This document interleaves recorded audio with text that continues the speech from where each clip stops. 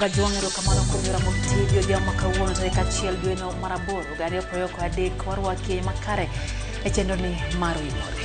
Dwe manyien nyako Ramogi gimora mora ma igombo mondo metime dweni udiche makawuono in kod otas kata kalatas maonge gimora mora mosendike in wuone michako ndiko dwe maraboro dwani mondo itema ngogene kata kakoro loko to sigana mane ma ibiro we. Wan gima thoth nyako Ramogi weche manyien mwasep kwamboni kotenre kod weche mag keto e tim kendo chopo moko kuom singo mane piny owacho mar Kenya Kwanza omiyo ganda jokenya. Kabende kawuonya koro Mgajwang' ne ntiere Malitan piny Kenya William Ruto e kare mar jot kama bende orome gi jotelo mopogore opogore kata kamano George Bat noneno ka nitie jotelo modi negi oko nikech ne ok gin pesa. Jotend piny wacho ni ng'at ma ok rit sa chal ka ng'ama koro oketo koke ne ogwe tao kendo mano siem manogolo kowacho ni nyaka jotich mag sirikal bed ranyisi makare ne jopiny.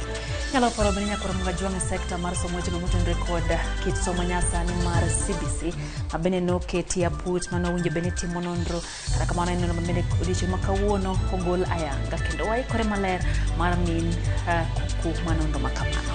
Kopogore kod mago nyako Ramogi gwenge ma Mombasa kocha kata kadho nam chumbi jadolo Paul Mackenzie nochako duoko doho kawuono ka doho pod ong'ado mondo min geng'ne nonro pod dhi nyime e weche mag nek mar Shakahola. Kabende gwenge wa nyako Mgajwang' kawuono wayango ni kanyo kar dak ma Nyalenda e kaunti ma Kisumu. Dije bende ng'eyo kaka Nyalenda nochakore. Chuny gi ne lendo. Nyako Ramogi Millicent Adhiambo biro mi kuku gadier manitie kotenre kod nying mar Nyalenda. Wan gima thoth ahinya mokwongo wayud kod weche. For those who came late, who are members of the executive, I will be expecting a written explanation, and it should not include matters of traffic. Jatend piny Kenya William Ruto somo ne jotend migepe maore mchope wang' sairo mo maoluongo. I am very happy today that this great team of professors, of educationists, and other Kenyans, including the clergy, have joined forces and they have settled all the concerns that we had in our education sector. Aput manyocha nono yore mag bero sekta mar somo ikone ogolo report mar gi manyiso lokruoge madwarore e sekta no. Ji ariyo otho kama moko 11 yudo hinyruok bang' jonjore ma ichichni mag Al-Shabaab monjo gi e gwenge mag Lamu.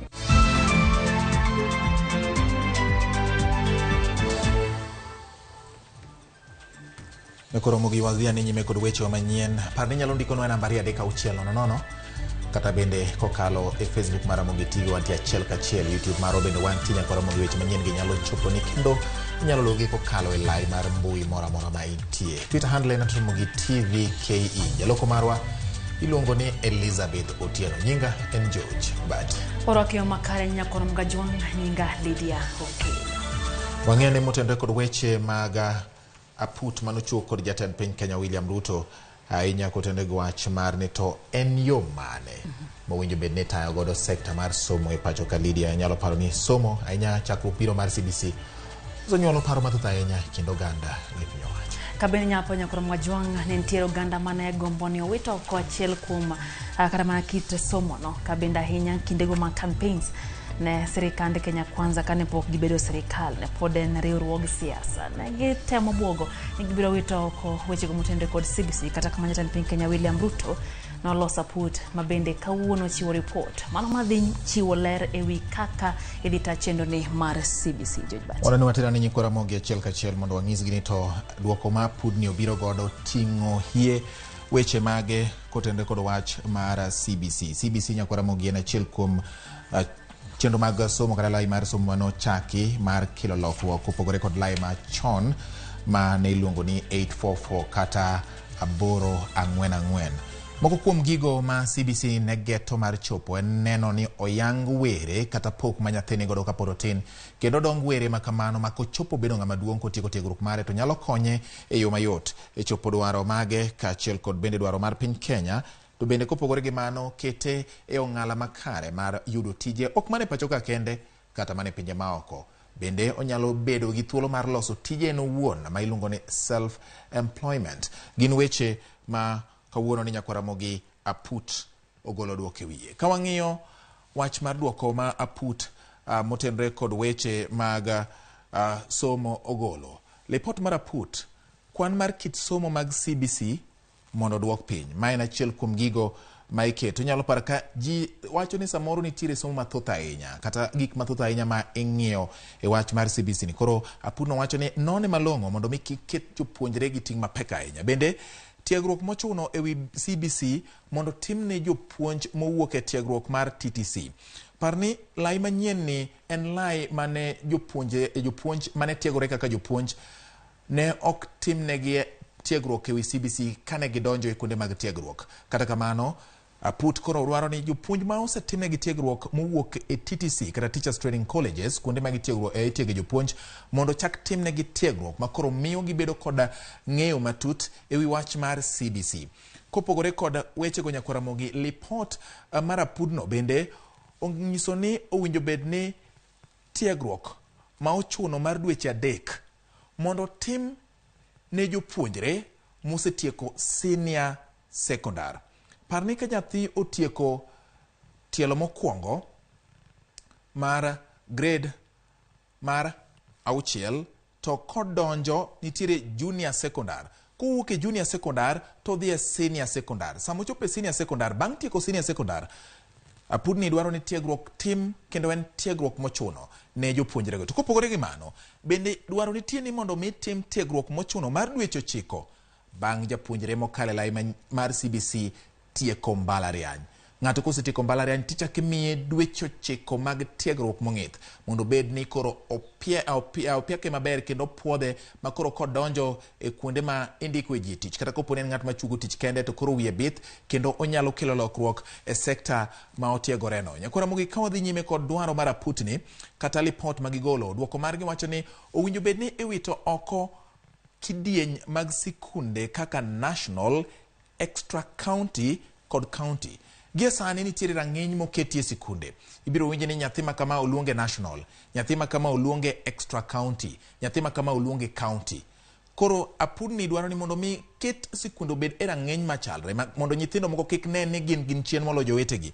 Owinjo bed ni iwito oko kidienje ma oketie sikunde. Koro sikunde obed mago machal kendo imedo jiw gige tiegruok kod gige somo e sikundegi mondo nyithindo kata jopuonjre duto modonjo e sikunde obed gi nyalo mar bedo ni gin bende ok ging'wonye pachgi nikech gin gi luoro mondo ni wan e sikunde mapiny, jomoko ni sikunde mamalo. Ka opogore gi mano, bende Apudno e lipot margi oyango ni owinjo bed ni keto kidieny manyien e senior secondary kaluwore kod tiegruok.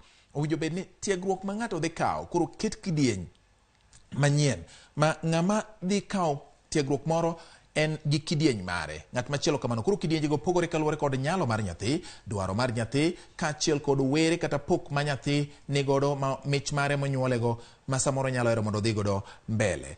Mano lipot mar Aput. Kopogore gi lipodno, duoko mar lipot motenore kod weche mag keto kidieny manyien kuonde mag somo mar senior secondary Ramogi, owinjo bed ni keto e tim somo mar rito alwora e yo makare kaachiel kod lokruok chal mar kor lwasi.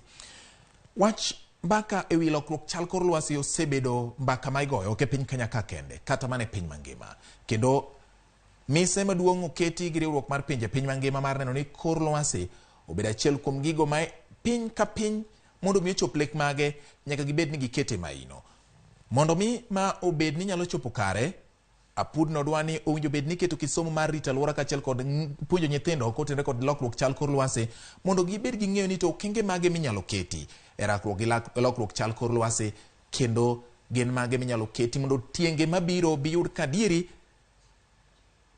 maino gi teko moket sani obiro kelo lokruok gi fuong'ruok kotenore gi midhiero ma koro lokruok chal kor lwasi osekelo e piny mangima. Ramogi, mago gin moko kuom duoko ma Aputno obiro godo kotenore kod weche mag keto e ngadho makare lai mar somo mar CBC. Ramogi, mago gin duoko mar lipot mar Aput manochiw kod jatend piny Kenya William Ruto. Parni Apudni oserit duoko ne gilala kendo gikone to koro gigolo duoko margi Lydia ma onyiso kaka inyalo ber sekta mar somo e pacho ka. Bende koro wenge geto ng'iyo kendo igombo neno kaka weche gi dhi. George Bati ne nyalo paro ni pod kata mane seche gi ntiere jogo ma bende pod winjo pek ahinya kotenore kod dwaro ma bende koro ntie motenore kod weche go mag tiegruok ahinya dhano koseng'iyo gi kit somo moro to tek mondo mi lokruok obedie. Kata kamano waketo wang'i kaka obro donjo achiel kachiel e chenro mar somo e pacho ka. Gin weche momedo luwo kendo wamedo keto yo makare mondo ibed gi ng'eyo kuom gigo matimore, kendo wanyisi ni to kaka ose yangle podni okenge mage makoro sekal dhi timo mapiyo piyo mondo ket chenro ni e yo makare. Wang'iyane weche mamoko bende Lydia. Kapod wang'iyo mana mago mag somo nyakoro mgajwanga put manyocha meeting no mano mar nono yore mag bero sekta mar somo e pacho ka. Koro siro chenro mar somo mar CBC masani koro dhi nyime. Apudno kata kamano dwaro ni tim lokruok ne kwan kit somo ma jopuonjre timo e sikunde mag CBC. Jatend piny Kenya William Ruto manorwako ayanga report ma ogol gi apudno osingo ni chenro mag chwalo omenda mag siro somo biro dhi nyime ma onge ng'ikruok moro amora. Jafwambo mar Judith Omondi noluwo wach mar report mar weche mag somo kendo losonwa sigana machalo kama. Jatend piny Kenya gikone orwako paro mag aput mane oyier mar rango chenro mag somo e pacho ka. E higa mar 2012 ne paro wuok mondo milok kit somo yare 844 nyaka kit somo mar CBC mar 2633. Ma kit somo ma jopuonjre biro kawo higni 2 nasari, 6 primar, 3 junior secondary ka achiel kod higni mamoko 3 secondary mamalo. Lieto sebedo e pacho ka ewi kaka iketo e tim paro mag CBC, gino mane ochuno jatend piny Kenya mondo yiera pudni. Moko kuom lokruoge ma pudni ne obiro gone ni chwalo jo junior secondary skunde mag primar. Gino mane bende oseketi e tim. E lipot mogik ma ochiwo odiochieng' ma kawuono, kwan mag kit somo ma ichiwo ne jopuonjre mag CBC odwok piny. Nasari biro puonje kit somo ma ok ohewo 5, grade mokwongo nyaka 3 kit somo 7, grade mar 4 nyaka 6 kit somo 8, junior secondary kit somo 9 ka secondary mamalo to winjo puonje kit somo 7 kende. Nyaka sani jopuonjre mag grade mar 7 timo kit somo 13. Okwadul ma ochung' ne goro kit somo mondo dogi e tich kendo mondo yier somo ma owinjore kod jopuonjre go e kwan ma osechiw. Bende migawo mar somo kwa mondo mi oruch oko keto skunde secondary kidienje kaka national schools, extra county e kind mamoko. Owinjo skunde go kachakore e senior secondary oketi e kidienje kaluwore kod kit somo magichiwo, kuom ranyisi somo mar science, tije lwedo e kind mamoko. Duol matayo penje madongo e pacho ka NEC bende okwa mondo mi olos kaka ibiro go chapa otese mag penji e pacho ka ma ok ogol oko kaka osebedo e kinde ma okalo. Jatend piny Kenya William Ruto mane orwako paro goko ni moko kaka lai manyien mar chiwo pesa ne kuonde tiegruok mamalo osechak keti e tim ka okoni obiro keto gi duto e tim ma ok odewo omenda madwarore. I know there are gaps that still exist in fully funding our program. And I want to commit to the education stakeholders that the government of Kenya is going to provide sufficient resources to close all the funding gaps. Ruto bende ne okoni ofwenyo ni omenda mane gichiwo ne sekta moko e somo nyalo rem. Ochano bogo sekta go mondo mi paro gi duto keti e tim. I am aware that during the budget there are some gaps that were not properly addressed, but they will. In fact, if there will be a reason for a supplementary budget, that will be one of them. Moko kuom gik mane apudni rango bende ne oriwo dino fuok mag jopuonje e skunde. Piny owacho osingo ndiko jopuonje kinde ma aput ma otelie kod munavu to golo paro mondo mi duol mandiko jopuonj oter jopuonj duto ma wuok e skul e tiegruok mar higa achiel mokwongo kapok ondikgi. Managed to hire through the Teacher Service Commission 56,000 teachers in the last 8 months. By God's grace, we have a plan to continue until we close the gap. Bende gilero ni somo mag mbalariany owinjore oketi kaluwore gi kit somo mar CBC. Mopogore gi mano, gidwaro ni ogol somo mag certificate kod diploma e mbalariany e kinde duoko mamoko. Jokanyo mag apudni okoni gitimo kar nyalogi kendo kik piny owacho ogo gi piny ma ok oketo chenro gi e tim. Of the recommendations that we are making with regard to laws, changes, modification, and so on and so forth. Really, Parliament will need to play a very major role. And that one is something that we cannot ignore. It's extremely important. Judith Omondi, Ramogi TV. Kawadhi nyime ni jatend piny Kenya William Ruto siemo jotend migepe kod jodito mamoko mag piny owacho manodeko chopo e nyasi mar keto kokgi e orak mar tich okinyi ma kawuono e kar jot mar jatend piny Buore Nairobi. Jotend migao gi oting'o mararita Kithure Kindiki kod nyawadgi mar ohala Moses Kuria e kind jotelo mamoko mane onyis mondo mi ondik barua mar yango gimomiyo ne gideko ne nyasi ma kamano. E kinde nyasi mar keto kogne orak mar rang'iny mar tich ne jotend migepe, jogoro mongirore kod jotend bede migepe mag sirikal e par jot mar jatend piny Kenya Nairobi. Jatend piny William Ruto ne owuok tung' mosuo kod joma ok rit sa e kinde ma oluong rombe mag sirikal ka okoni jok makamago gin jok mariembore tich kendgi. People resort to the old incompetent excuses that there was traffic for them not to be in a public, the most important public function. We have a job because we have a contract. If you cannot keep time with your employer, you have basically dismissed yourself. Wachno manogolo kedno makeche chuny jatend piny ne omiyo golo chik ne jotend migepe mane odeko ne nyasino koting'o jatend migao mar arita Kithure Kindiki kod nyawadgi mar ohala kod dongruok mar kembe Moses Kuria mondo ndik barua malero gimomiyo ne gideko ne nyasino kendo kik gitem ndiko ne dhungruok mar nyamburko e apaya en achiel kuom gik manokel ne ng'ikruok e weche mag wuoth. For those who came late, who are members of the executive, I will be expecting a written explanation, and it should not include matters of traffic on why they do not take these performance contracts seriously. Jatend piny bende ogolo siem ne jotich piny owacho ma oloko apise mag sirikal mwandu gi giwegi. There are people who have made government offices their private property. You try to transfer them elsewhere, they go to court, they go to some agency, you find them back. It will not happen. Yeah, those kind of things, we must put them behind us. We are servants of the people of Kenya. We are not their masters. Ka olero okenge mag duoko piny omenda ma itiyo godo e chwalo chenro mag piny owacho e yor aching, jatend piny William Ruto golo chik ne migepe duto ma pacho ka mondo ne ni chenro mag duto keti e yor lony nyasani kendo nyaka ti kod lai achiel mar chudo kaka yor kedo kod mibadhi. Every government service must be not just on the digital platform, it must be delivered on the digital platform. From first today, I do not expect any other pay bill for any government agency except what we agreed, government pay bill that will be manned by Treasury.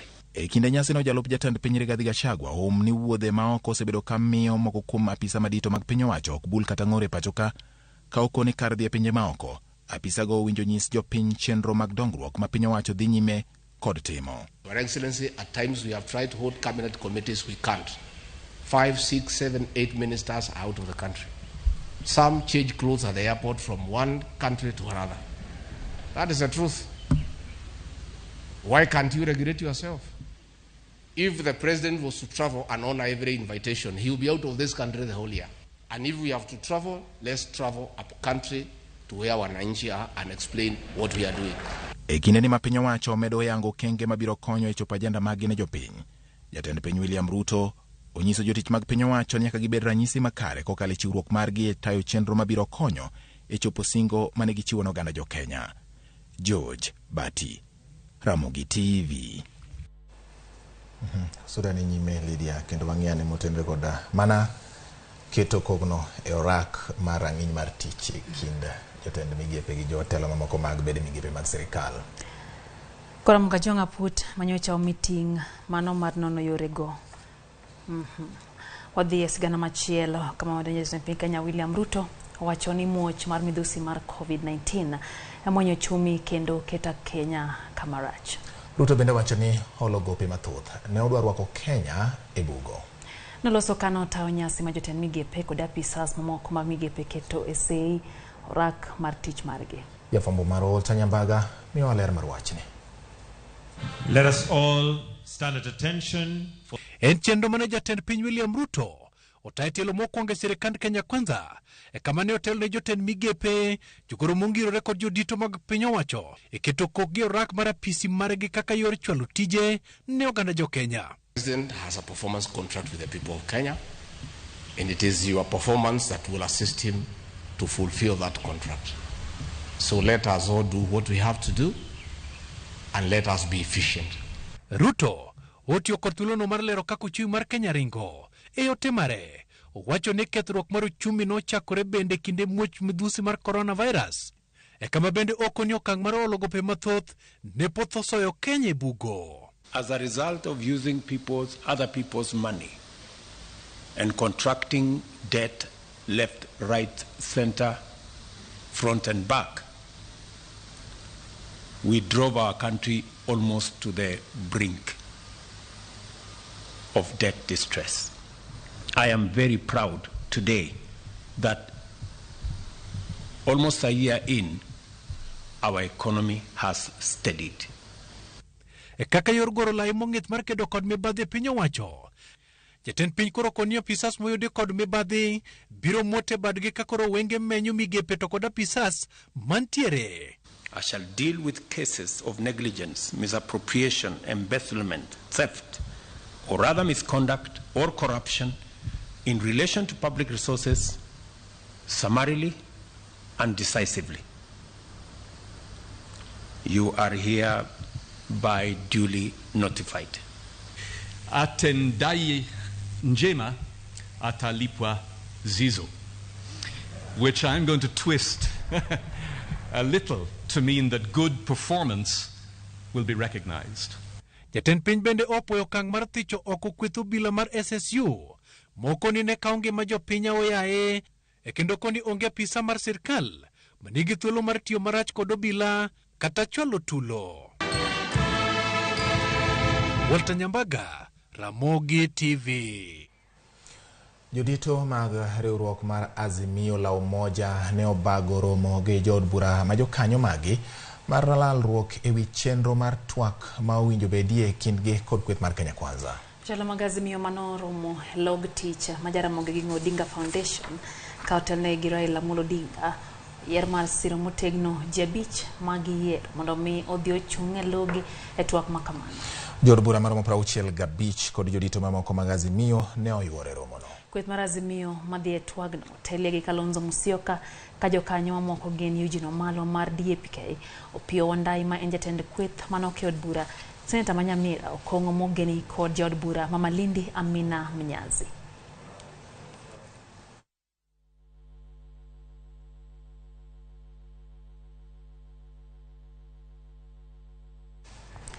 Kuom gajwang' jogo mageto ko marogai mar jomin bura ne ochopo nyima put madayo dhoggi ne lemo makamano.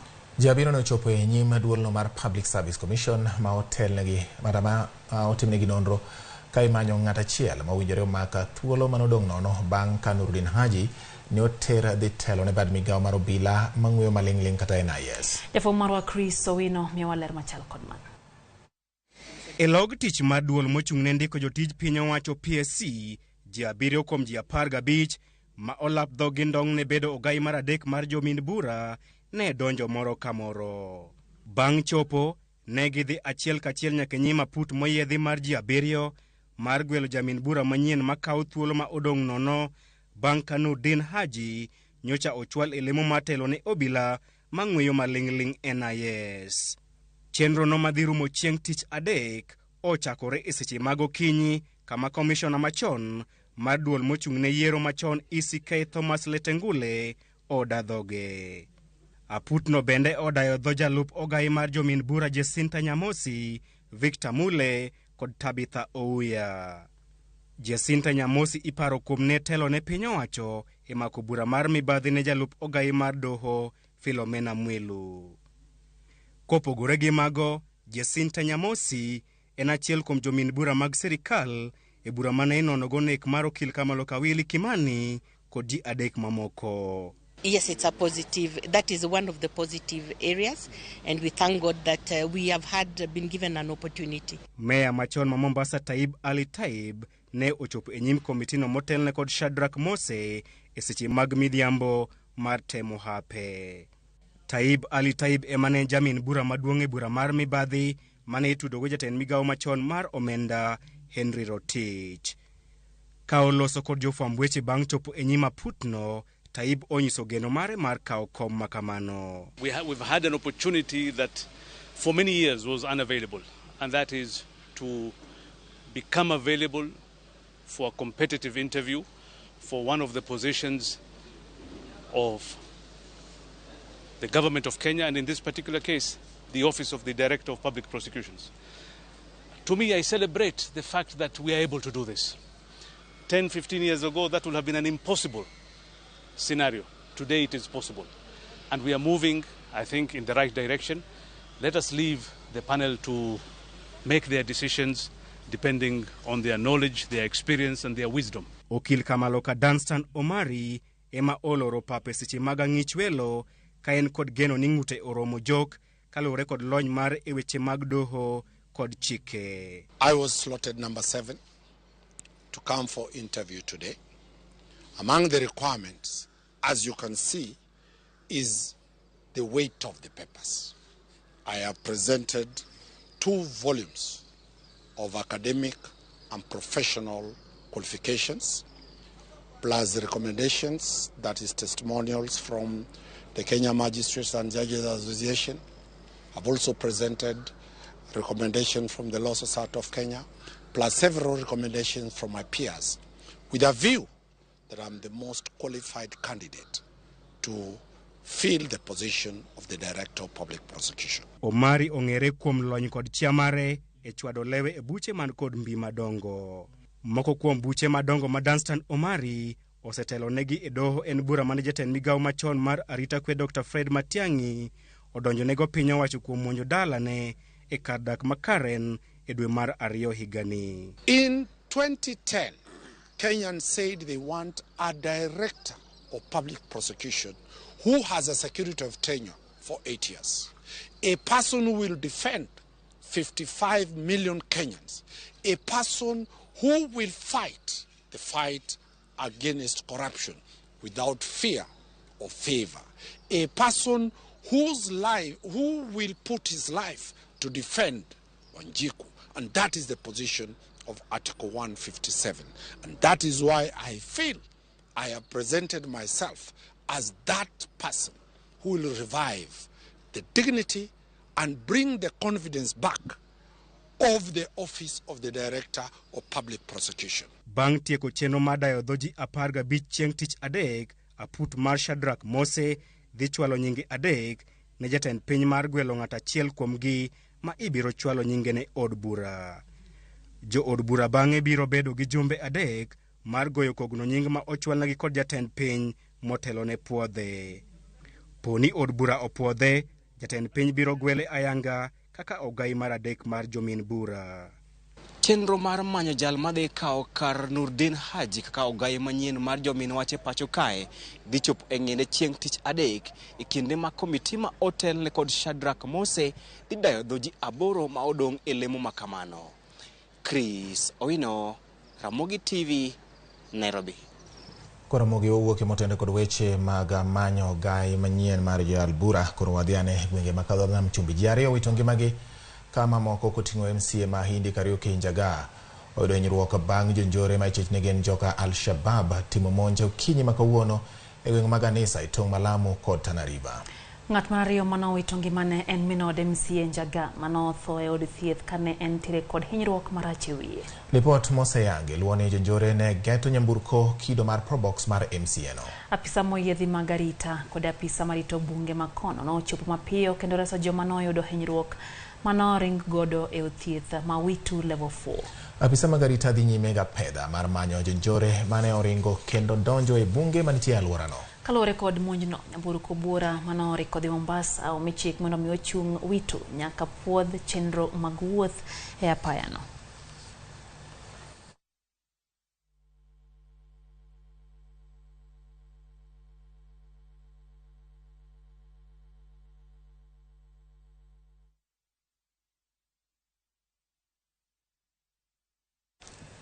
Daka pareo koda biro nyakoro mgajuang bang sadek marotieno chendo eno imore no wako pachi chendo ni manaka kapile nyiswa mago maini para nyakotendo gi weche gi mwai kuno dia maka uono. Neno ka jindiko kendo jigolo paro mopogore kotende kod weche mabende wan go dhiambo maka uono.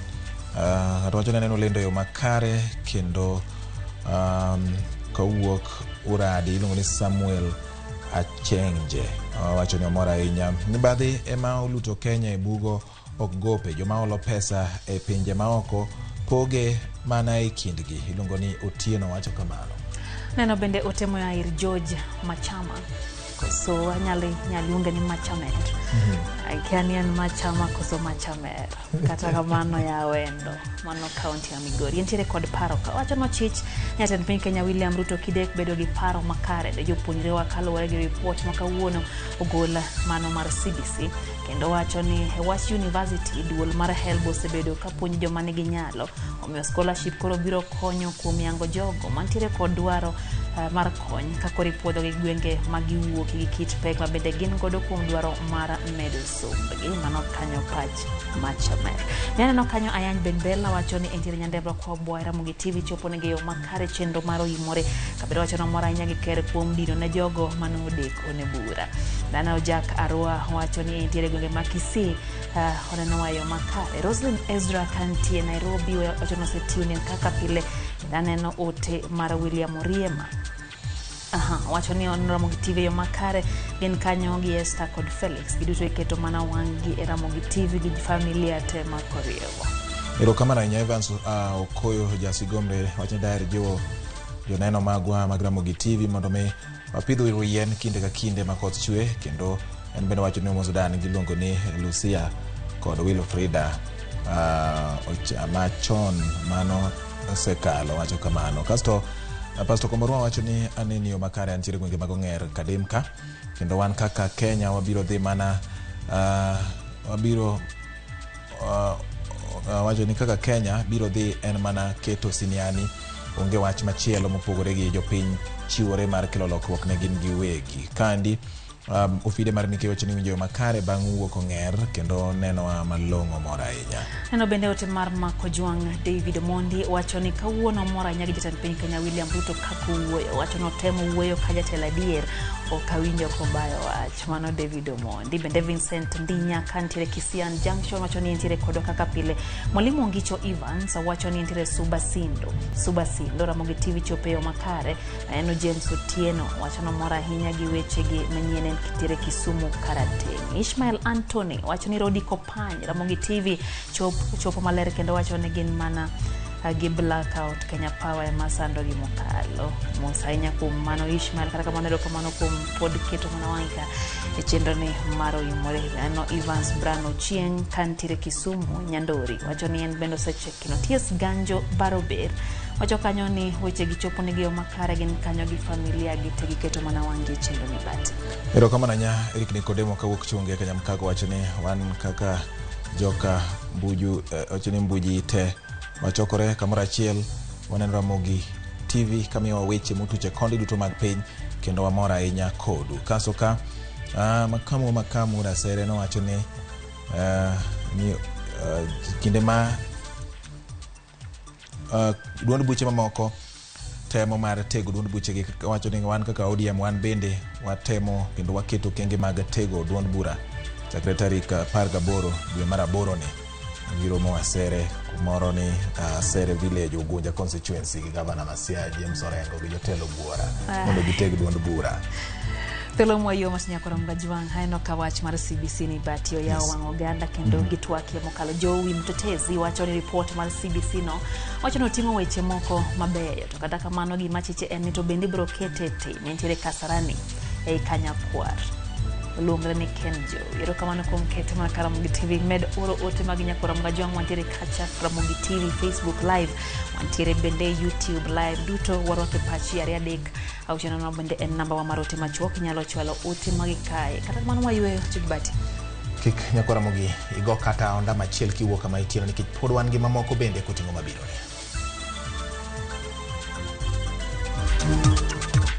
Ndio sukuzi pesa inasaidia watu. Maisha yako juu, kama hakuna pesa ni ngumu. Sikuwa na kitu.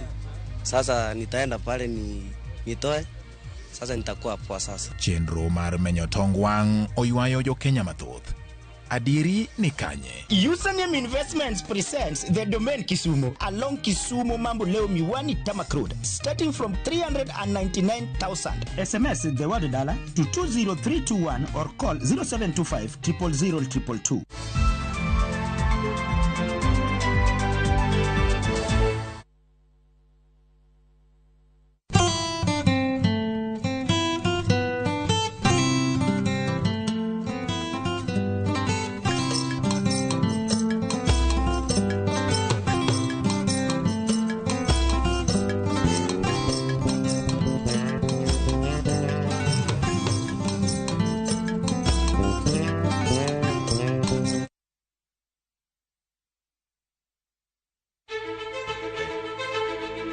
Kokalo kuom lakteche kod thieth, wayudo ng'eyo kaka dendwa tiyo. Nitie hormones mar ng'ama miyo kata ng'ama nyako. Iluongo ni estrogen gi progesterone. Kendo wayudo ng'eyo kama inyalo yude kony moluwore gi weche thieth. Daktari en tich ne thiedho oganda mondo oganda odhi maber. Kaka wadak e kinde ma ok ong'ere, ngimawa en gima duong' moloyo. Ka en ng'ama osiko ka ywaka, en kama osechopo dwa kawo ngimane. Kineno science gi wek rito. To e penj laktar, wakelo ni lakteche molony to gilero ni weche thiedho tuoche ma opogore opogore kod rito kit ngima maber. Wanyalo tiyo kod chiemo e geng'o thiedho kachiel kod timo bero ngima wabende. Yes, erokamano.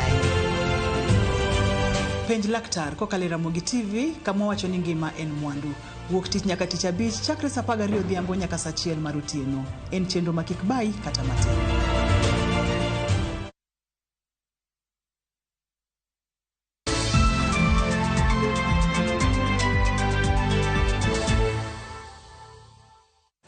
Machigni kendo nyakora mga jongero kamano kumedo kete mana kera Ramogi TV wateri nyaka kadhowa na mchumbi. Kama gai mar jomin bura koro kwa doho mashanzu mondo miyomi gi thuolo mar medo geng mana jadolo Paul Mackenzie kachiel koda chije wete ne mitudo gi nek Mashaka Hola thuolo mandalo 47. En kwa makata kamano ibiro ng'adi e bura odiochieng' mar tich abich mar jumane bang' Mackenzie kokalo kuom okil mare kwayo doho ni omigi thuolo mar somo kwayono ma gikone ne ochwalnegi modeko. Jafom marwa George Komiwa lerno koya e kaunti Mombasa. Jadolo Paul Mackenzie kachiel koda chije wetene mitudo kod nek mag dhano magalamoro e bungu Mashaka Hola e kaunti ma Kilifi ne ochopo e doho mashanzu e kaunti ma Mombasa. Kae ne gin kod geno ni piny owacho ne dhi yawnegi bura bang' tieko ndalo manyocha obila kwayo mar timo nonro kapok oyawnegi bura ma kamano. Kuna kala mbili naweza kumsaidia. Kwa inapewa leo uliona na wakati wote wanao na siku zote unisafuru mitandao. Kata kamano ma ne okotimore ni marukinde mag piny owacho ne okone gidwalo ndalo mamoko 47 mondo mi gidhi nyime kod timo nonro ma kamano. Hata sijisoma hata sijui maombi ni jua nini. Kwa hivyo siwezi kugusia kwa undani. Naona maombi ambayo tunatafuta ni ya siku 47. Kwa hivyo pia mimi nina haki ya kupewa muda niende nisome, nifahamu, nielewe, nije baadaye ni jadiliane na wateja wangu ndio niposa nirudi pia mimi nitoe majibu yangu. Mackenzie ebwo okil mare Wycliffe Makasembo ne bende oseobila magituoni osebedo kasandogi e odang'enge gino mane piny owacho okwedo. En wach mane omiyo achijego ochung' kendo goyo koko e doho ka gikoni gin bende gidwaro ratichgi. Polisi wafanye uchunguzi, sio dhulma. Hicho ndio kilio cha Mackenzie na wenzake.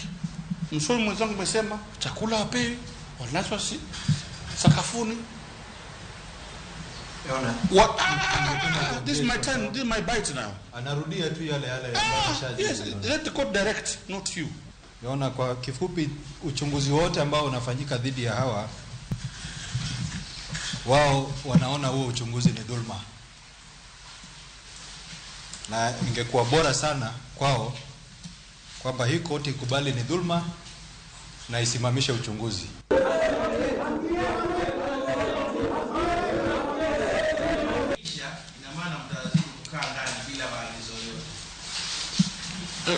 Bwana Kibu nishatuliza kama wateja wangu shaeleza. Tafadhali.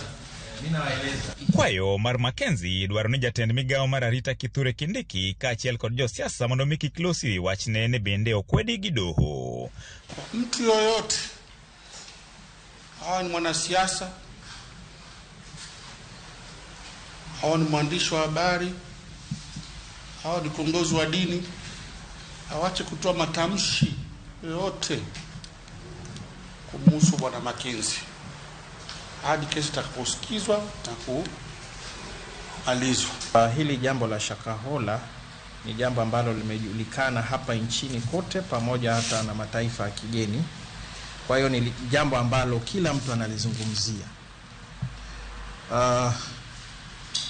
Nitakuwa sina sababu ya kuzuia mtu yote kusema yale ambayo anataka kusema kuhusiana na Mackenzie au jambo hili. Burano koribiro winji chieng' tich abich jumani kuma Mackenzie buo kinde mage biro chiwo pachgi ewi kwayo mar dwaro ni omed geng'negi e odang'enge. Uchunguzi ufanywe na nini sasa kufikia tarehe 4 tutajua kutaendaje. Lakini fanyeni subra. Yesu mwenyewe alipitia mateso mengi sana. Na kuna watu hata walimkataa, hakubali kama ni mtoto wa Mungu au sijui wengine wanasema nabii. Kwa hiyo ni mambo ya kawaida, ni mitihani ya kawaida. Sawa? Fanyeni subra, mwisho utafika. George Aoko, Ramogi TV, Mombasa. Wadhi Kericho, od bura ma county ma Kericho chuogo komiti nyakora mogajwang mano mar G8 komondo miyo tim nonro ewi kaka omenda mar Moselins milion 14.5 mano ochoki mar konyo familia mar jogo mano tho e masira mar apaya gwenge malondiani notiyo. Mabiro bang' jalup gavana mar county ma Kericho Fred Kirui golo duonde ka owacho ni omenda go ne okotiko kaka ne owinjore ka moko kuomgi bende ichich ni ne ochopo mane ofuke ji giwegi. Kaluwore gi ywaruok ewi omenda mano ochoki mar konyo familia mar ji mano oyudo midhiero kotenore gi masira mar apaya malondiani, MCAs ma county ma Kericho koro chuga put mabiro timo nonro ewi kaka omenda go notiyo. We want to ascertain. You see, it is in the social media that 13.6 million were collected. When you hear from other person, they say they did not count the money in the scene. They don't know how much was collected. So from that committee, this committee will find the facts, the real facts, that how much was collected. Paro mar loso komiti no nochwali od burano gi MCA Malondiani Victor Korir ka MCAs ma county ma Kericho dwaro ng'eyo chal mar jotuo ma pod nitiere kuonde thieth ndalo bura bang' masirano, kwan jogo ma osechango kendo dok pacho kod kwan jotuo ma nowito ngimagi ka yudo thieth bang' masira ma kamano. How many families were affected? How many people died? How many are still in hospital? What was the total cost of treatment, maybe in different facilities? You see, those injured people were taken to Londiani Sub-County Hospital. Some were brought to Kericho County Referral Hospital. Some were taken even to Nakuru Hospital. And I'm told some even has been transferred to a level of Referral Hospital Eldoret. So we are not sure. Bende gimiya pudno thuolo mar manya diere wi omenda mano ochiw e ute thieth, omenda mano ochiw ne familia ma jogegi noyudo hinyruok, kod omenda mano ochiw ne familia mano wito ngimagi e masirano. Out of what was collected, how much has been given to the victims, those who died, the families of those who died, and the families of those who got injured? We regret that the money that was supposed to go to the people who are injured has been alleged to have been misused. MCS go wacho ni apudno bende dhi timo nonro ewi omenda moko ma wachore noya e piny owacho mamalo mar konyo jogo manoyudo midhiero bang' masirano ka koro gimiya apudno ndalo 7 mar timo nonro ma kamano. We are told there is money from the national government around 300,000 each. We are not sure. We want to ascertain those things. We are told tent. The total cost of tent, they paid around 3.3 million. Some are saying 2.9 million. So we want to come up with a real document that will be in a position to own as a county assembly that this is what we find out after we dispatch our committee to the field. Giwacho ni tend county ma Kericho noromo kodgi mane kinde mane ichano solro ne jogo manoyudo midhiero bang' masirano, kata kamano bang' solrono ne ok osum pachgi ewi kaka omenda go nowinjo bed ni tiyo. As MCS, we were not engaged or involved in any sittings that was made during the distribution of this money. The only sitting that we were involved is when the governor called us to his boardroom to plan for the function. But immediately after the function, we were never involved. Tend County makerecho kata kamano seo manomi wacho gi jalup governor ma county no ni omenda gono tiyo marach. Wachore ni ewi milion 14 manochoki, milion 5 kende manochopo ne jogo manochok ne gi omenda go. Doko makare wi kaka omenda gono tiyo igeno ni biro yudore bang' ndalo 7 bang' timo nonro makamano. Lydia Okeo, Ramogi TV. Kawasuda eni manen governor ma Uasin Gishu Jackson Mandago kawuono ne radhoge e apisas mag duol makedo kod mibadhi e pacho ka kotenore koda ng'ura ma itudo apisas mag sirikande mokalo gi mibadhi e chenro mar chiwo sir ne jopuonjre mane winjore odhi osom e pinje maoko moting'o Finland kod Canada. Mandago masani in seneta ma county no yango ni onge ko tudruok mora mora gi mibadhi kachiel gi chenro no kendo midhiero mantie gidhi manaloso. Okoni chalo ni siasa e makoro serwaki e chenro no. Matimore ka jopiny to be obago ng'anyo e alwora ma Eldoret ka se otendo Uasin Gishu e wi okang' mare munjo ywak gi mapiyo bang' ka moko kuomgi nowito omenda e chenro no ka gin kod geno mar ne idhi mi nyithindgi sir.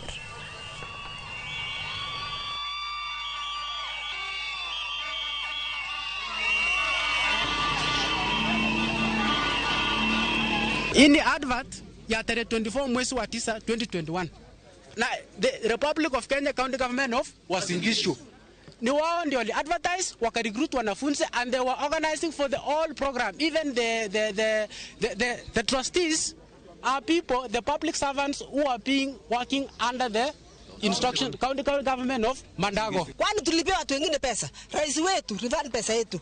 Kama pesa itakuwa tutafanya maandamano mpaka tarehe 15. The ongoing students in Finland, their second semester fee was paid from the funds in the trust account with a commitment that the parents were going to pay.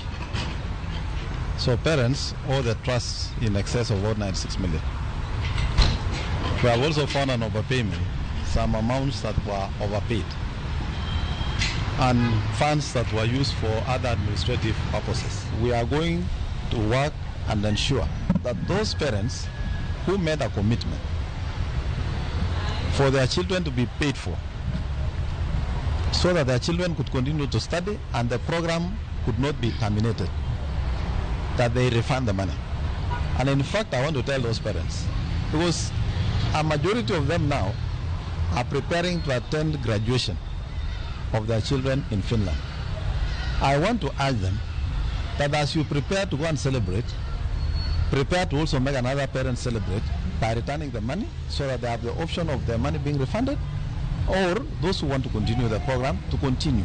Luro koko moko kuom jodak e boma Migori bang' jariyo ma ichichgo ni nitiere kod tuo mar nyaldiema no ochwale kar thieth ma Migori level 4 mondo mi timnegi thieth. Kaka jafwambo marwa ma Migori George Jumalero, midhiero mar nok mar pi en achiel kuom gigo ma osekelo luoro mar landruok tuo nyaldiema. Bang' ji ariyo ne chwale kar thieth ma Migori level 4 chieng' Jumapil ma juma mokalo ka ilieko ne ginyalo bedo kod tuono mar nyaldiema. Luoro koro okwako mokuom jodak e boma Migori. Jodak e boma Migori osebedo ka rito adieri ka uko migawo mar thieth mondo koro kongi adieri poni koro tuo mar nyaldiema muoch kata hoyo. Kata kamano nyaka sani piny owacho mar kaunti ma Migori pok ochiwo dwoko. Osuptende gi daktari nyisowa ni sani tuo nitie to sirikal oling'aling'a ma kata yath mimiyo ji onge. Yudore e kind jopiny ka ni chal ka gima tuo mar kolera nitiere e kindwa, kata obedo ni sirikal marwa mar kaunti ma Migori pok owuok oko ayanga mar landonwa ni tuo mar kolera omuoch Migori. Moko kuom jodak e boma ni ma Migori wacho ni kit ngima ma gidakie sani koro osemiyogi luoro ni dek tuono mar nyaldiema koro yudgi poni ok okaw okang' makare ma oting'o mano mar miyogi pigego maler. Sani jadak ma Migori nigi shida kaluwore gi pi mawatiyogo sani. Mano yot mondo mi wayud tuo kata wagam tuo mar kolera nikech waduto lwetwa ok romre. Sani pi maler onge, kisimbni osetuo, sani tuo ma pi aora. Ke joma nigi pesa moywayo mag sirikal nyasare mkutra, lakini wananchi kawaida teno tuom pia ora. Oganda mathoth e boma ni Mamigori wacho ni gitiyo kod pigego ma olil mawuok e aorno Mamigori kaachiel kod manyasare magiwacho ni keto ngima kamarach mokalo. Kidhi Nyasare bedo ka pi achiel ma jodak tiyo godo ni pigno emido ka nyaka nitie joma luoko kanyo, nitiere joma luoko begeche, joma luoko lewni. Ero ka ji pi tuomo mana ora. Ta ora kituomo pi to yonge yath nyathi matin kia pilere. Koro en mane sirikal ema nya konyo opog ji yedhe mag pi. Giwacho ni kata yudo yath ma ginyalo tiyo godo e thiedho pi mondo koro gigeng' tuoche ma ikelo kod lil moting'o nyaldiema nyaka sani koro ok yot. Pi ma sani watiyo godo en pi molil kabisa. Kendo wakwayo sirikal mondo okonywa gi yath mondo wakete soko e pige mwatiyogo nikech sokni kisima ma wan godo tuo kaluwore gi chieng' marieny ni. Lipot yango ni maromo 61% mag oganda e kaunti ma Migori kod potiyo kod pi mok ler. Bang' rito kuom kinde maromo ndalo 2 mayudo lipot ka owuok kuom migawo mar thieth ka otende kod weche maliekore ni tuo ma nyaldiema koro muoch, tend migawo mar thieth koro pod oramo ne gibiro go lipot odiochieng' makiny. Lipot mawuok e kaunti ma Migori yango ni piny owacho mar kaunti ni yando osebedo ka tiyo kod omenda maromo milion 800 kuom higa ka higa e kedo kod tuochego ma ikelo kod lil. George Juma, Ramogi TV, Migori. Wadhi nyime owuoga ne Migori na penjo Lidia kano wachako ni to bino ng'e kaka Nyalenda ne ochakore koro wachopo e duoko mare. Nyakora Ramogi, ok ang'eyo ka in bende ing'eyo kata isewinjo kaka weche mag Nyalenda no chakore. To kapok wadhi kanyo en ni kura medo mi siso mar mondo mi ibed kod ng'eyo kod kaka wach mar Nyalenda ne ochakore. To kapok wadhi kanyo wang'iyo ma bende otende kod gima mi oganda bedo gi siso mar yuto iluongo ni World Coin. Nyakora Mgajwang' en wacho bende nomako dhok kani neno kani ntiere lai manopangi KICC mano kar bagoromo koganda oriedo tikiani samoro gimitero idhi ng'e yo mane to ang'o gini mabro timore bang'e. Nen lai ma chieng' go kura riambo dhano no dole godore kendo ji tero wang'gi mondo meny kadipo ka gimoro matin nyalo nene. Nyakora Ramogi giesani nyaka bed ni isewinjo e gimoro ma iluongo ni World Coin kata isewinjo ni nitiere masin moro ma menyo tong wang' mag ng'ato tir kendo kawo nonro mar ng'ato. Kawuono bila nokeyo jopiny manokunore karo mar KICC kama ne imenye tong wang' ji ka gintiere kod siso mar yudo omenda moko buora. Kaka jafwambo marwa Simfus Okinda lero, jo Kenya ma kwan gi ok tin 350 osekawo nonro mag wang'gi. Gimabor inyalo paro ni ma en lai mar luto ombulu. Nyithindo, rowere, jodongo, mine laro kawo namba mambele gi geno mar yudo omenda. Gisiso ng'ato ka ng'ato rito mondo sane mar ng'ong'o wang'e masin ochopi. Thoth oganda kae ok ong'eyo ahinya gima gidonje. Mak mana omenda mapiyo piyo ma osing chiwonegi saa achiel to kawo nondgi. Unajua siku hizi pesa inasaidia watu. Maisha yako juu kama hakuna pesa ni ngumu. Sikuwa na kitu. Sasa nitaenda pale nitoe. Sasa nitakuwa poa sasa. Nyumba imeleta shida bwana, nimefukuzwa hata nimefungiwa mlango. Sasa sijui nifanye namna gani, nimekuja upande wa serikali nisaidie. Achiel kuom apisas mag World Coin leronwa ni ma en achiel kuom yo makami mar gitiyo godo e neno ni oganda duto onywaki e chenro mar timo ohala e yor mbui kaka achiel kuom yore mag kedo gi dhier. Technology has advanced enough today to be able to solve for big issues like poverty, and that we can be able to create a world that is inclusive, that is fair, and that despite your geography, despite your background, that you can be able to have access to the global economy. Kose menywangi kambini miyo tonglo mag World Coin 25 ma inyalo wil kendo lokre kind shillings 6,000 kod shillings 8,000 omenda mapacho ka. So the tokens that are being freely distributed to people, the WorldCoin tokens, which are tradable outside of the US in most markets where this is allowed, the tokens can be converted to digital dollars and then to Kenya shillings. Mokwom joma nyalo konyi wilo omendagi bende ne osechopo kendo hono andgi mana buteka. Jolony koro nyiso luoro ewi chenro ni ahinya kotenore kod kaka nondo ganda ibiro tigodo kod kaka ikanogi. Data that they are taking, is it safe? Or if they take it, is it going to be shared? And if it's going to be shared, you as the person who is doing the registration, have you allowed them to share that data with other third parties? So whether they scan the iris or they take your fingerprint, it is still, they have your data. And maybe they've decided to take the fingerprint because, to scan the iris, because now fingerprints, I understand there are people who know how to change. I don't know. WorldCoin kata kamano wacho ni nonrogi ibiro ruchi toka ji duto mosemenywegegi oyudo namba makende manyalo miyo gi thuolo mar timo ohala e yor mbui. The eyes and the iris are a sensitive part of the body, and it is a little strange, we admit, and also a little counterintuitive to say that your data is very safe or that we are privacy preserving. With just the iris and the iris code, we can be able to create a database of unique humans around the world without their name, their age, their country, no other information, none whatsoever. Simply saying this is a unique verified human. Kambi mar WorldCoin osemenyo tong wang jo Kenya makwan gi oheo 350. Obila ne okeo ji mane odhungore KICC kanyo kaluwore gi luoro ma okwako chenro no kod luoro mar arita. Simfros Okinda, Ramogi TV. Gima paro gi pacha ni Nyalenda nitie ng'at moro ma was so prominent before.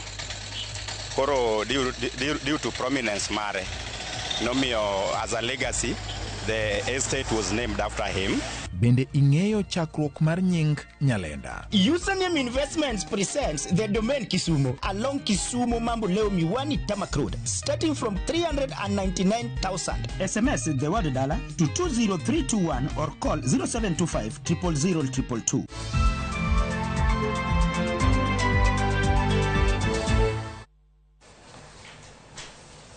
Sudane Liliana penji to mi adwoko ne chal ni kanyo ne ji chuny gi olende yori longe ne Nyalenda. Wawinjane kaka nobiro kendo gima olo. Nikora mgajwang bende intiere kod ng'eyo kaka nying gweng'a mar Nyalenda nochakore. Jafwambo marwa Millicent Adhiambo kawuono no olimo e gwenge mag Nyalenda kendo kolonwa chakruok mar nyingno e chenro mar ng'e gwengewa. Nyakoro Magajwang machiegni kendo ka bende pod wadhi nyime kod menyo nu gwenge mopogore kawuono wane gweng ma Nyalenda ma bende en gwengno ma onyuol kod boma ma Kisumu kaka achiel kuom kuonde dak ma bende dho kizungu dendo ni slum kata kuonde ma yuto ji ni piny. Nying mar Nyalenda ni nobiro nade? To bende jogo modak kaendi kata monyuol kaendi mosedak kaendi aretin gi ong'eyo gima omiyo ochak kar dagni ni Nyalenda.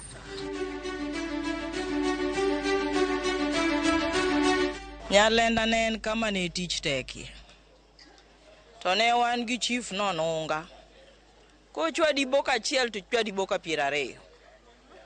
Koro Nyalenda kae ne en kama ne ji oluore, ok ne ntiere oyuma mang'eny ma buduogo bete e Nyalenda kagi.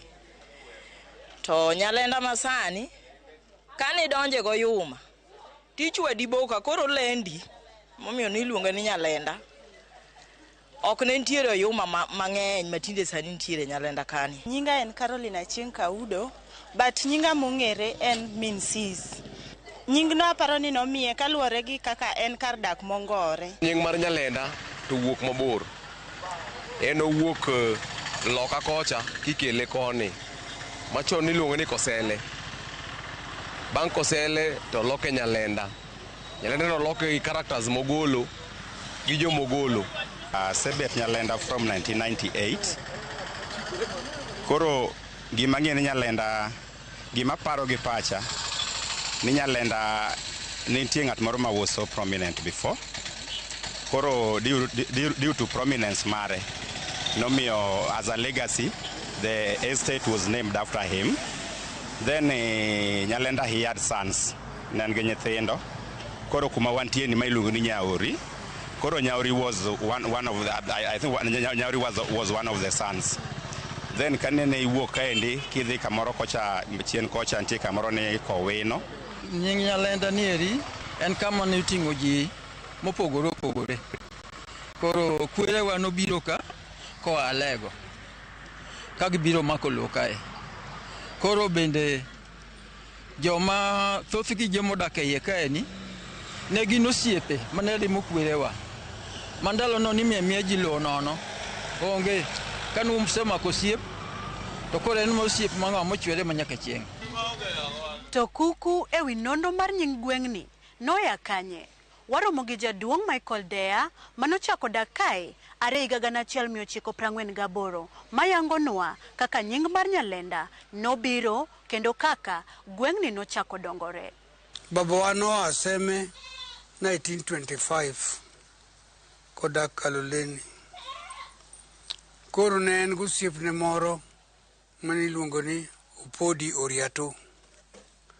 Opodi Oriato ni manokone ni Akaloleni bi Nyalenda ami lowo. Lowo ne duong' ni miya ji no ni maka kakidwaro. Koro en manobiro ka oyudo kaka bunge ng'eny, thuonde ng'eny. Koro baba na obeto aewa ko dala ka. Koro kae no en kama no olendo, yani kama onge ng'ato, ne onge ji. Koro teko ni ema ne mi mako lowo, teko ni. Koro inyalo beto kaka inyalo. Ae wasungu biro gi ndege. Koro wasunge go picha manyiso ni makari penjo nyingu. Jomoko neno wasunge to ringo. Ni je makwara gi jogi wa kure. Jomoko neno gi to ringo. Koro ni hogi gi tam to gibiro machiegni to giwuoyo ginyiso ni ka olendo.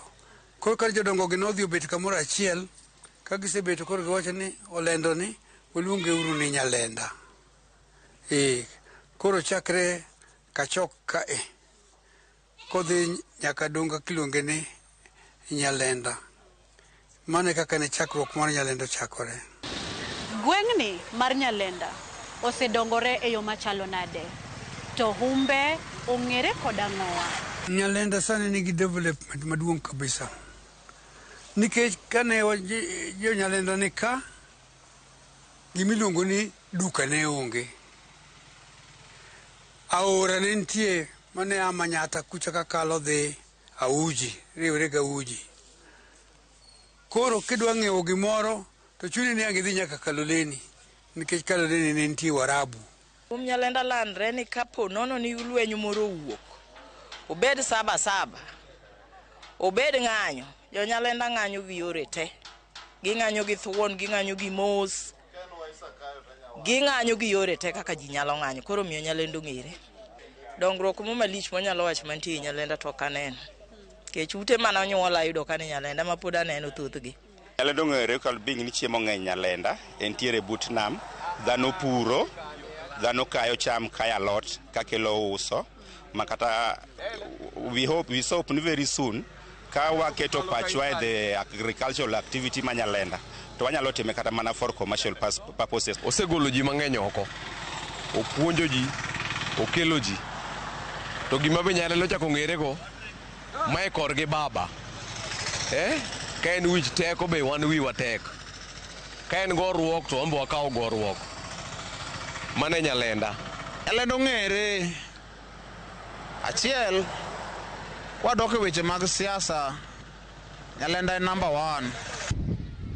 Nyakora Ramogi Ajwang', ng'ama nong'eyo ni gweng'ni ma idendo ni Nyalenda ne owuok kuom nying mar Olendo manyiso ni en kama ne onge gimoro amora mak mana bungu ma otwere gi le kapok ni oganda mowuok kuonde gi kuonde luongore kendo makolo kae manyaka sani osedongore kendo riwo kabila ka kabila. Magi duti nyalo mana yudo kimedo kete kaendi ka wamedo kelonu kuku mag nonro gwenge mopogore warom juma manyien. An jata chenro mari Millicent Adhiambo.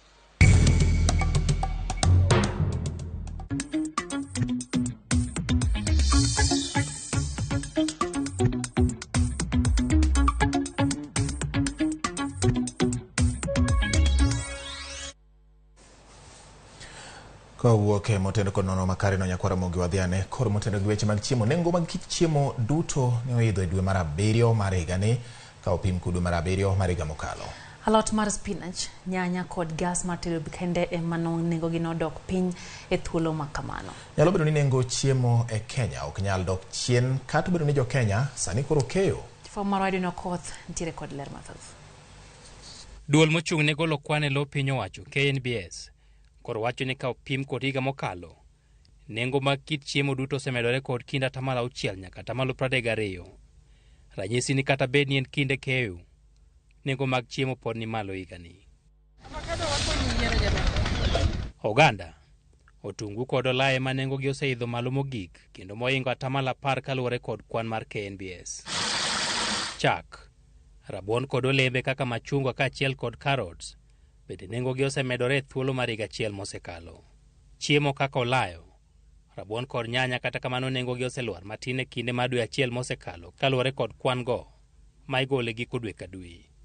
E mwandu mopogore kod chiemo, gas mar tedo kende ma nengo ne osedok piny kod 10%.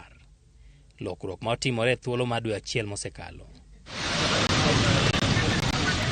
Dwe mar 7 higa mokalo, petrol achiel siling 159 gotongla achiel, ka diesel ne siling 140. Nengo mwandu go osemed didek e thuolo mar higa achiel no, kendo sani uso gi siling 194 kod siling 179 lita ka lita mar petrol kod diesel. Medruok e nengo mwandu go KNBS wacho ni koro medo nengo wuoth kod mar teko stima kod ma ok tin ni 40% e thuolo makamano. Mano tiende ni kama ne oganda idho e nyaburko kod siling 100, sani koro en siling 140. KNBS kata kamano wacho ni e dwe achiel mokalo, pek mar ngima osedok piny kowuok 7.9 dwe mar 6 nyaka 7.3 dwe mar 7. Ma biro kaluwore kod keyo mag cham ma osechak e gwenge, kendo geno nitiere ni oganda nyalo yudo fuong'ruok e mesa kuom thuolo mar dweche 2 mabiro. Oganda ma osebed ka igolo e puothe kuom dweche 2 mokalo, kata kamano nengo ne pod ni malo, kendo en ranyisi ni wang' ne jopur mag oganda nyalo medo yuto ka gitero mwandu ne chiro. Edwin Okoth, Ramogi TV, Nairobi.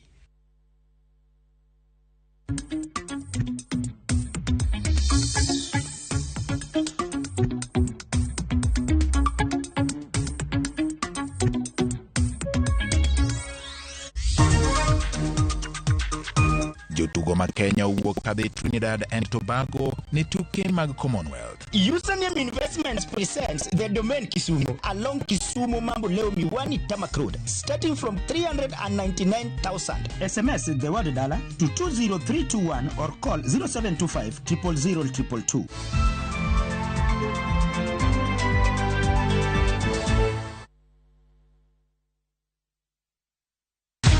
Many have been lured into jobs abroad, only to end up in perpetual suffering. I met this girl by the roadside. I wish you saw how this girl is desperate. Nimepata mteja mpya for my bureau. Meet Eunice, a naive village girl who is given an opportunity to go and work abroad by Madam K. Nenda Middle East. Ati? When did you even do the application? But is this really a golden opportunity, or will she be one among too many to be lured into the human trafficking syndicate by Madam K and Joe?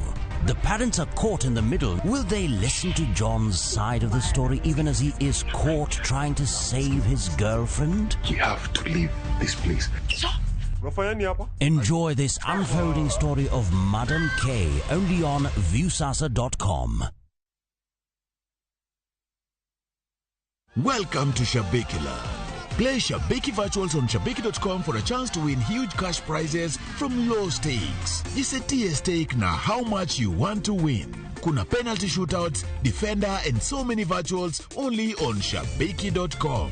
Shabikiland, the easiest virtuals in gaming. Not for persons under the age of 18. Betting can be addictive. Play responsibly. Shabiki.com is authorized and regulated by the BCLB license number 416. Shabiki.com.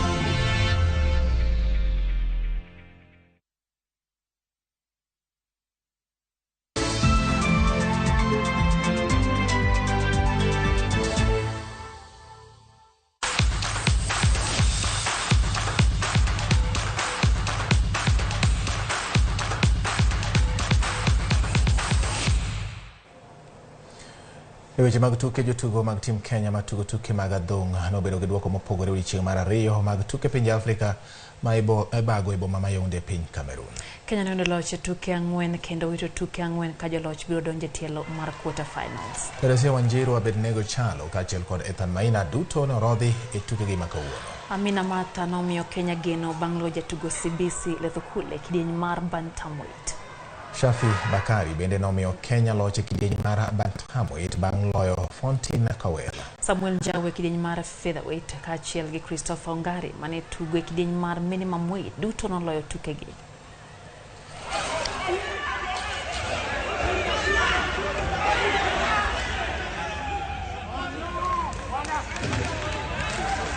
Imekuwa tough sababu ana nguvu na anainama sana. So game plan yangu ya straight punches kidogo ilikuwa off kidogo. Height ya mpinzani wangu alikuwa ni mrefu, so ilibidi nitumie maarifa mingi sana na kuweza kujikakamua, kuweza kumfikia ndio ili niweze kupata hizo alama. Na nilikuwa na hiyo pressure juu, ilikuwa ishanitocha kiakili. Hata nikiingia kwa ring, makocha walikuwa na wasiwasi. But sasa venye nimekuja nika pick up game, nikamhandle almost pia karibu ni haribu game kwa sababu mimi napenda boxing, sijazoea hiyo kushikana. Tim Kenya biro mabiro yuore tielo mar abiriyo mag tuke rawere mag Commonwealth e piny mar Trinidad and Tobago biro wuok pacho ka otieno ma kawuono motelo ne chakruok mag tuke go chieng' tich abich. Tim mar jogo abala rugby jotugo abiriyo koni gi koni jotugo Mariamo Digni ema biro wuok e pacho ka otieno ma kawuono. Jotugo Abigail Chebet gi Sharon Jepkosgei mabiro tugo tuke mag volleyball e dho nam moyier kowuok e skul nyiri ma Kaboson Girls High School kama biro bedo tukgi mokwongo e pinje maoko. Gin kod kedo kata ageno ne ikruok margi magisetimo kaachiel gi tugo tuke duto mag sikunde sekondar biro miyo gi duoko makare piem makamano. Kocha mar timno Patrick Owino bende nitiere kod geno ni Kenya biro timo maber e tuke mag volleyball bang' tego jotugo ariyogo kadho wadh nam chumbi kuom thuolo malach. Encourage me since wamenichoose. I think hii ni mara ya 4. I started 2019 tukiwa Lukenya na wameendelea kunichoose na nipea morale, at least unaonekana na improve. The fitness level was okay because they were already in active volleyball, though they were playing indoor volleyball in school. So what I embarked on at the Kilifi beach was the tactical aspect of beach volleyball. Team sekund sekondar mar St. Monica Girls High School mayudore Kitale biro ting'o nying Kenya e tuke mag piny mangima mokelo kanyakla sikunde sekondar mibiro bagi e piny mar Kazakhstan. Team no mawuok Kitale noyudo tiko bang' yudo loch e tuke mag nationals manobagi kaunti ma Kisii. Nyiri abich go mabiro dhi e tukegi nonyiso tugo maber bang' bedo joloch e kind sikunde mawuok masawa mar piny Kenya. Magitiyo kod tugo no kaka ikruok margi kapok giwuok pacho ka otieno ma kawuono. Misi Andai noyudo points 6 ka kidieny mar nyithindo ma higni piny ne higni 15. Lensi Mbosa noyudo points 5.5 ka Patricia Nafuna gi Noel Shikoli noyudo points 5 ng'ato ka ng'ato. Sikunde 46 mawuok masawa mar Kenya noyuoro e tukegi mane obagi e sikund sekondar ma St. Anthony Boys High School Kitale. Tunashukuru kwa sababu shule nyingi zimeanza kukumbatia mchezo huu wa sataranji. Nafikiri kwa sababu ya yale manufaa ya chess ambayo watu wameanza kujua.